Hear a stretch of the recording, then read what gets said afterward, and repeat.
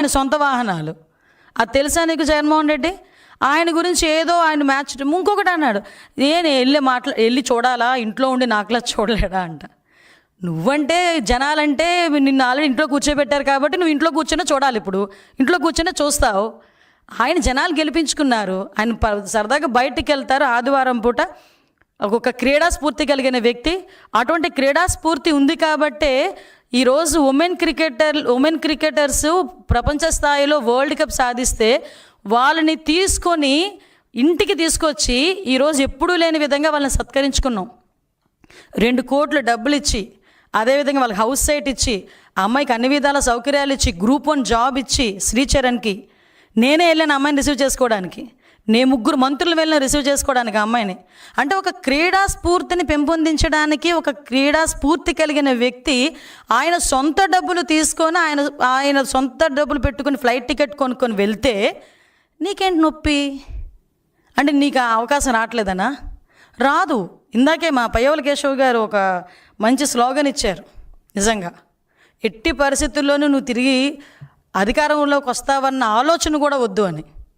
అది క్లియర్. అది కాబట్టి ఒకటే కోరుకుంటున్నా, ఈ కల్తీ లడ్డు ఏదైతే ఉందో, అంటే ఒక రసాయనాల ముద్ద తిరుపతి లడ్డు ఏదైతే నువ్వు నీ హయాంలో తయారు చేసావో దాని మీద చర్చించడానికి, ఇదిగో ఇప్పుడు నువ్వు చూపించిన వాటి మీద క్లియర్గా నేను చెప్పా, వీటి మీద చర్చించడానికి మేము ఎప్పుడు కూడా సిద్ధంగానే ఉన్నాం.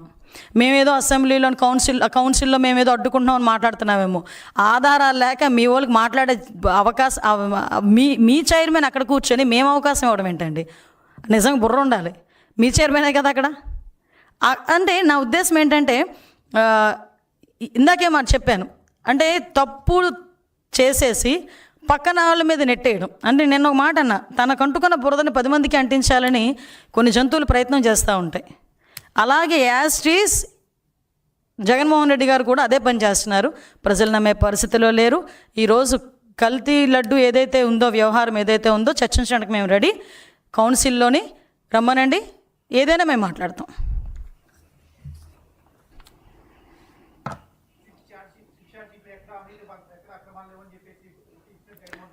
ఆయనకి ఇంగ్లీష్ తెలియదేమోనండి, తెలుగు ట్రాన్స్లేట్ చేసి పంపించమంటే పంపిస్తా.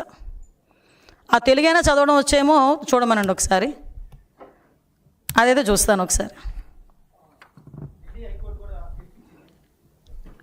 ఎస్, నిజమే. ఈరోజు ఎప్పుడైనా న్యాయం గెలుస్తుంది. మేము అదే ఈరోజు మేము కూడా కోరుకుంటున్నాం. ఢిల్లీ హైకోర్టు కూడా ఈరోజు చాలా క్లియర్గా హెరిటేజ్ మీద అసత్య ఆరోపణలు చేస్తారు, అవన్నీ కూడా తక్షణమే తొలగించాలని చెప్పి ఆదేశం ఇచ్చారు. ఇందులో జగన్మోహన్ రెడ్డి పరిస్థితి ఎలా అయిపోయిందంటేనండి, సోషల్ మీడియాలో వ్యూవర్స్ కోసం కొన్ని థంబ్నెయిల్స్ పెడతారు. ఎలాంటి థంబ్నెయిల్స్ అంటే, ఇతని వ్యవహారం మీరు ఎప్పుడైనా చూసారా, ఇతను అంత దిగజారిపోయాడో చూసారా, ఇలాంటి థంబ్నెయిల్స్ పెడతారు. తీరా లోపల చూస్తే ఏం ఉండదు అందులో. యాస్ట్రీస్ జగన్మోహన్ రెడ్డి అనమాట. వ్యూవర్షిప్ గురించి, అటెన్షన్ గురించి నోటికి ఏదొస్తుంది మాట్లాడి ఆ ఆధారాలు ఈ ఆధారాలు అంటాడు, కానీ ఏ ఆధారాలు కూడా ఉండవు. అందుకే ఈరోజు ఇవన్నీ కూడా అసత్య ఆరోపణలు తక్షణమే తొలగించాలని కూడా ఈరోజు ఆదేశాలు ఇవ్వటం అన్నది న్యాయం గెలుస్తుందని ఒక రకంగా మేము నమ్ముతున్నాం.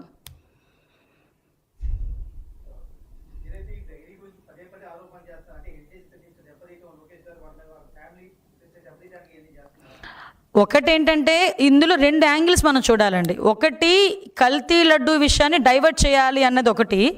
ప్రజల తాలూకా దృష్టిని హెరిటేజ్ ఏదో తప్పు చేసిందని చూపించడానికి చేసే ప్రయత్నం, హెరిటేజ్ని మార్కెట్లో ఏదో అంటే ఇక్కడ ఏదో అక్రమాలు జరిగిపోతున్నాయని చూపించడానికి చేసే ప్రయత్నం. చాలా క్లారిటీగా హెరిటేజ్ సంస్థ గురించి అందరికీ కూడా తెలుసు. దానికి సంబంధించి క్లియర్గా మీ అందరికీ కూడా ఇన్ఫర్మేషన్ ఇవ్వడం కూడా జరిగింది. ఒకటి, ఇప్పుడు న్యాయబద్ధంగా, పారదర్శకంగా, నీతిగా, నిజాయితీగా హెరిటేజ్ కంపెనీని నడిపిస్తున్న వాళ్ళు ఏ రోజు కూడా వాళ్ళ మీద పడే తప్పుడు ఆరోపణలకు భయపడే ప్రసక్తే లేదు. వాళ్ళు చాలా క్లియర్గా, ట్రాన్స్పరెంట్గా ఉన్నారు. వాళ్ళు క్లీన్ చిట్తో ఉన్నారు.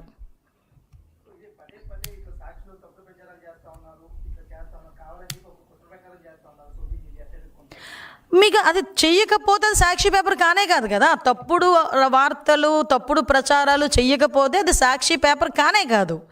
సో సాక్షి పేపర్ అన్నది వాళ్ళ తాలూకా పాంప్లెట్. అది కూడా ఏం పాంప్లెట్ అంటే, సాక్షి పేపర్ పరిస్థితి ఎలా ఉంటుందంటే, ఎవడో ఒక అనామకుడు కూర్చుంటాడు, ఏ రిపోర్ట్ పడితే ఆ రిపోర్ట్ రాస్తాడు.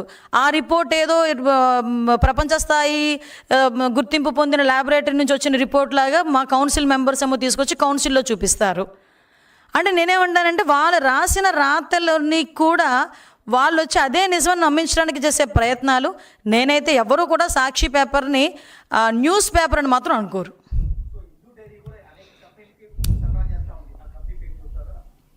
యాక్చువల్గా మ్యాక్సిమం బ్రిటానియా దగ్గర నుంచినండి చాలా కంపెనీలకి సరఫరా చేసే పరిస్థితి ఉంది. హిందాపూర్ కంపెనీ మెయిన్ ఏంటంటే కొన్ని బిస్కెట్ కంపెనీస్కి కూడా అది కూడా సరఫరా చేసే పరిస్థితి ఉంది. చాలా కంపెనీస్కి సరఫరా చేస్తున్నారు వాళ్ళు, 1-2 కాదు, చాలా బిస్కెట్ కంపెనీస్కి, చాక్లెట్ కంపెనీస్కి, చాలా వాటికి సరఫరా చేస్తున్నారు.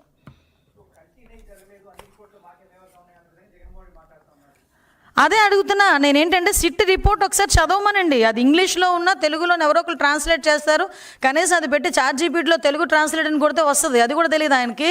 తెలుగైనా చదవడం వచ్చు కదా, తెలుగులో చదవమనండి. కాకపోతే ఎవరో ఒకరు చదివించుకోమనండి. చాలా క్లియర్గా ఉంది అందులో కల్తీ జరిగింది, 250 కోట్లు స్కామ్ జరిగింది అన్నది కూడా చాలా క్లియర్గా ఉంది. దానికి సమాధానం చెప్పమంటే హెరిటేజ్ గురించి, హిందాపూర్ డైరీ గురించి ఎందుకంటే తీసుకొస్తాడు నాకు అర్థం కాదు.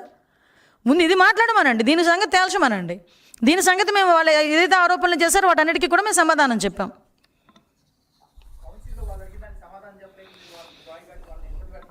కాదండి, కౌన్సిల్ చైర్మన్ ఏ పార్టీకి సంబంధించిన వ్యక్తి అండి? అంటే కౌన్సిల్ చైర్మన్ గారు పార్టీల గురించి నేను మాట్లాడకూడదు, కానీ ఒకసారి ఆలోచించండి. ఈరోజు నేను చెప్పాను, నేను చర్చకు సిద్ధం, ప్రభుత్వం ప్రజాహితం గురించి ఎలాంటి చర్చకైనా సిద్ధం అని నేను చెప్పాను నిన్న. మొన్న అచ్చెన్నాయుడు గారు కూడా సేమ్ యాస్టీస్గా కల్తీ లడ్డు గురించి మాట్లాడదాం, హిందాపూర్ డైరీ గురించి కూడా మాట్లాడదాం, మీ దగ్గర ఏమైనా ఆధారాలు ఉంటే తీసుకొచ్చి చూపించండి, మేము చర్చకు సిద్ధమని చెప్పిన తర్వాత వాళ్ళకి తెలుగు అర్థం కావట్లేదా, లేకపోతే అర్థం కానట్టు నటిస్తున్నారు, అర్థం కావట్లే. కౌన్సిల్లోనేమో ఇష్టానుసారంగా గొడవ చేస్తారు, బయటికి వెళ్ళి వాళ్ళు చర్చకి రామంటున్నారని చెప్పి మాట్లాడతారు. 3 రోజులుగా మేము చర్చకి సిద్ధమని మేము చెప్తున్నాం నెత్తినోరు బాదుకుంటూ. అయినా వాళ్ళు రాకుండా బయటకు వచ్చారు, చర్చకి రావట్లేదు అంటే ఏంటి అర్థం దాంది? ఒకసారి వాళ్ళకి కూడా నిబద్ధత అన్నది ఉంటుంది కదా ప్రతి రాజకీయ నాయకుడికి, అది కూడా ఆలోచన చేసుకోవాలి వాళ్ళు కూడా.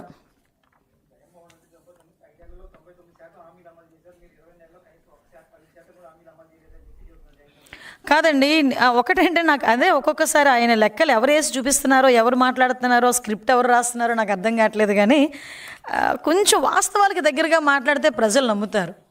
ఈరోజు తల్లికి వందనం తీసుకుంటున్న తల్లుల దగ్గరికి వెళ్ళి అడగమనండి, తల్లికి వందనం వస్తుందా లేదా. దీపం పథకంలో సిలిండర్లు తీసుకుంటున్న గృహిణుల దగ్గరికి వెళ్ళి అడగమనండి. ఈరోజు ఈ డిఎస్సిలోని 16,000 డిఎస్సి పోస్టులు తీసిన టీచర్లను అడగమనండి. 5,700 కానిస్టేబుల్ దగ్గరికి వెళ్ళి ట్రైనింగ్ అవుతున్న వాళ్ళని వెళ్ళి అడగమనండి. గవర్నమెంట్ ఎలా ఉందో చెప్తుంది. సుమారుగా 63 లక్షల మందికి ఈరోజు మేము పెన్షన్ ఇస్తూ ఉంటే ఎంత అడ్డగోలుగా మాట్లాడారండి. ఈరోజు 4,000 రూపాయల పెన్షన్, దేశంలోనే అత్యధిక పెన్షన్ ఇస్తున్న ఏకైక రాష్ట్రం ఏదైనా ఉందంటే అది ఆంధ్రప్రదేశ్. ఆంధ్రప్రదేశ్ రాష్ట్రంలో పెన్షన్ అన్నది ఒక భరోసాగా ఇవ్వాలని ప్రతీ నెల గౌరవ ముఖ్యమంత్రి గారు 1వ తారీఖు కల్లా వాళ్ళకు ఉదయానికి ఇవ్వాలి. ఒకవేళ 1వ తారీఖు కనుక ఆదివారం వస్తే ముందు రోజు 30 కానీ 31 కానీ ఇవ్వాలి అని చెప్పి ఒక ప్రపోజల్ పెట్టుకొని దాని పరంగా ఉదయాన్నే తీసుకెళ్ళి ప్రతి అవ్వకి తాతకి కూడా భరోసాగా తీసుకెళ్ళి ఇస్తూ ఉంటే దాని మీద కూడా విమర్శలు చేస్తున్నారంటేనే మీకు అర్థమవుతుంది కదా అతని తాలూకా మెంటల్ స్టేటస్ ఎలా ఉందో. ఇలా చెప్పుకుంటూ పోతే చాలా ఉన్నాయి. అన్నదాత సుఖీభావ తీసుకున్న రైతులను అడగండి, అన్నీ ఉన్నాయి. దానికి కూడా ఈరోజు అతను చేస్తున్న అబద్ధాలు, అతను మాట్లాడుతున్న మాటలు చూస్తూ ఉంటే అందుకే అంటున్నాను ఇందాక 3 గంటలు చేస్తే కరెక్ట్గా అతను అబద్ధం ఆడకుండా ఒకటైనా చెప్పాడంటే ఒకటి కూడా చెప్పలే.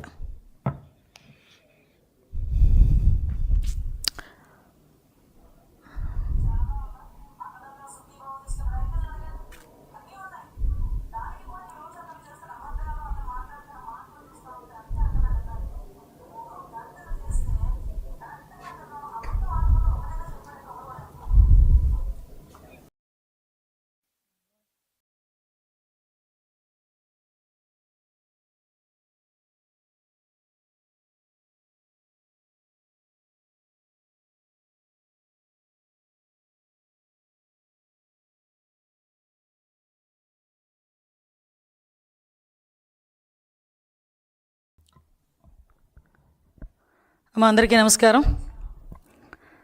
ఈరోజు అంటే ఒక ప్రజాప్రతినిధిగా ఎన్నిక కాబడిన తర్వాత ఎవరైనా మామూలుగా మాట్లాడాలనుకుంటే అసెంబ్లీకి వచ్చి మాట్లాడతారు. కానీ జనాల్లోకి రావడానికి భయపడే వ్యక్తి, జనాలను ఎదుర్కోలేని వ్యక్తి అంటే ఆ టైప్ ఆఫ్ రోగానికి ఏం పేరు పెట్టాలా అని ఇందాకే మేము గూగుల్ కూడా చేసాం, కానీ గూగుల్ కూడా చెప్పలేకపోతుంది ఆ రోగం ఏంటో. అలాంటి రోగం కలిగిన వ్యక్తి జగన్మోహన్ రెడ్డి. నిజంగా నవ్వొచ్చింది. 3 గంటల ప్రెస్ మీట్లో చెప్పిన అబద్ధాన్నే మళ్ళీ మళ్ళీ చెప్పి వాళ్ళ బ్లూ మీడియాలోని సాక్షి మీడియాలోని చూపిస్తారు కదా అని అదే అబద్ధాన్ని పదే పదే చెప్తే నిజమైపోతుంది అన్నట్టుగా మొత్తం ప్రెస్ మీట్ అంతా చూస్తే అందులో ఒక్క లైన్ కూడా నిజం లేకుండా మొత్తం 3 గంటల పాటు ఏకబిగిన అబద్ధాలు చెప్పగలగడంలో ఓ Guinness book of world record